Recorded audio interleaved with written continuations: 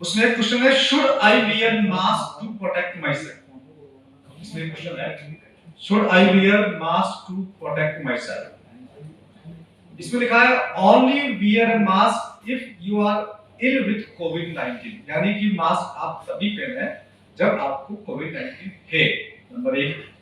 और अथवा looking after someone who may have कोविड-19, या ऐसा कोई व्यक्ति जिसको कोविड-19 है उसका आप देखभाल कर रहे हैं तो आप मास्क पहने।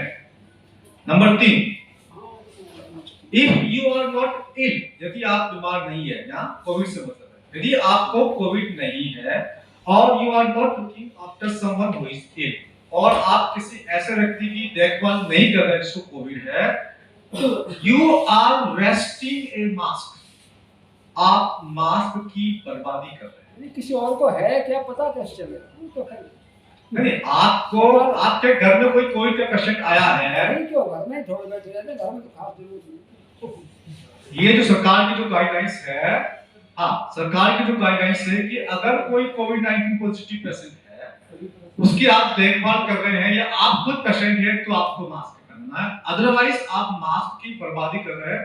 मास्क जो है बहुत इंपॉर्टेंट रिसोर्स है और आप अंतरराष्ट्रीय स्तर पर कमी है उसकी बर्बादी कर रहे हैं। ये व्यक्ति को मास्क नहीं पहनना है, ये खुद सरकार की गाइडलाइंस है।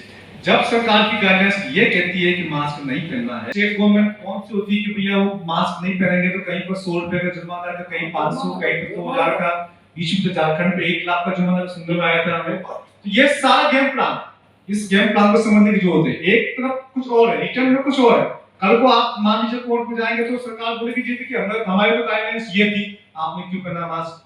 कल को बोलेगी जी हमने तो ये बताया था, स्टेट गवर्नमेंट ने आपको फाइन लगाया, स्टेट गवर्नमेंट के खिलाफ जाइए।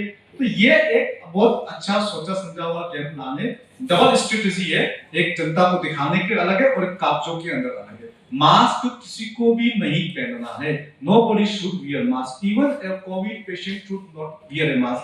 अगर आपको कुछ प्रॉब्लम है, आप खांसते हैं, वो एनवायरमेंट में जाती है और आपको रिलीफ हो जाता है। अब नहीं, अगर आपने मास्क लगा रखा है वो वापस आपके पास इंफेक्शन आ गया, you will further aid the infection and you die from any serious infection। Natural infection से जो इम्यूनिटी मिली है वो ज्यादा फायदेमंद है, यही सवाल है।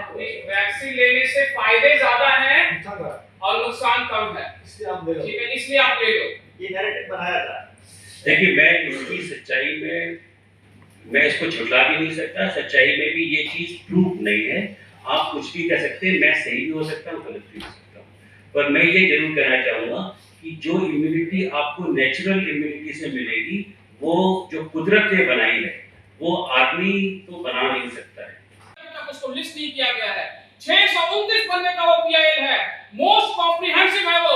उसमें जितनी सारी टॉपिक्स हम लोग चर्चा कर रहे हैं, एडवोकेसी के काउंसिल एडवोकेट कॉर्नेल गोजालेस और हमारी टीम द्वारा उसको ड्राफ्ट किया हुआ है, उसको लिस्ट तक नहीं किया गया है। क्या डर है कि बहस करने को तैयार नहीं है।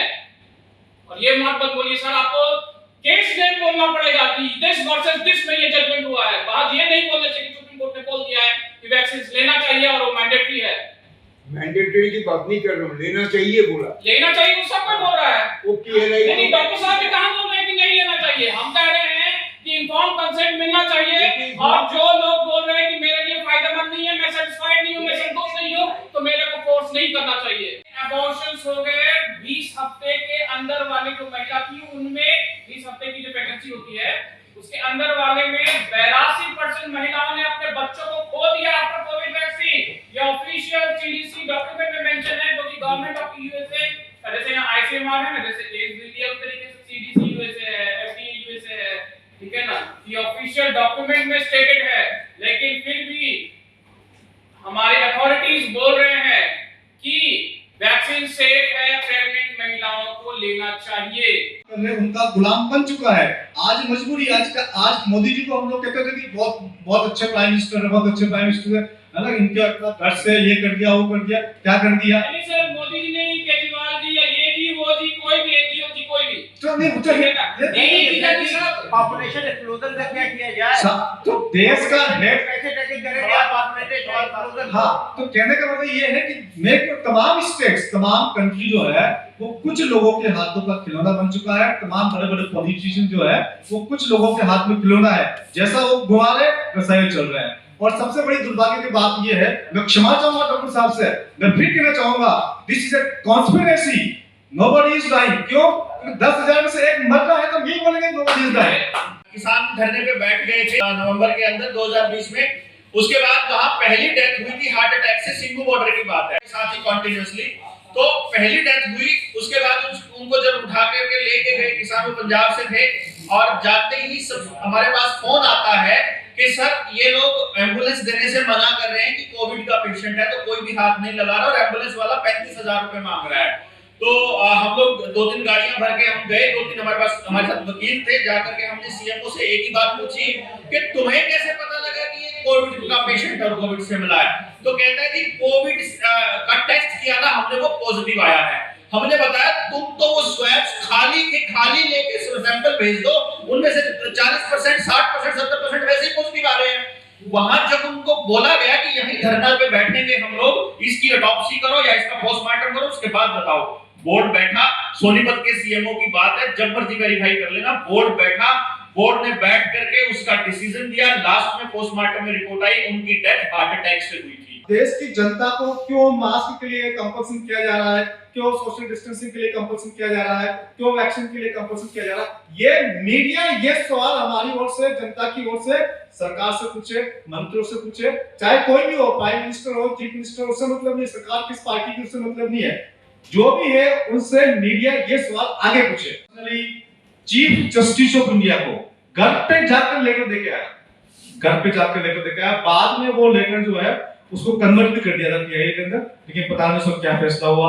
वो चल रहा है, कभी मैसेज आता है कि वहां से वहां चला गया, उस डिपार्टमेंट से उस डिपार्टमेंट चला गया, आपका लेटर वहां चला गया, वो 2-3 महीने में कभी एक मैसेज आता है। तो हमने बहुत कोशिश की है, लेकिन चूंकि पहले से प्लानिंग है, वेल प्लान है।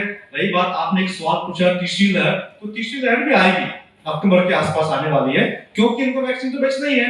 अक्टूबर के आसपास जो नए बच्चे आएंगे उनको वैक्सीन बेचना है, तो तथाकथित तीसरी लहर, झूठी लहर, फर्जी लहर अक्टूबर के आसपास आने वाली है।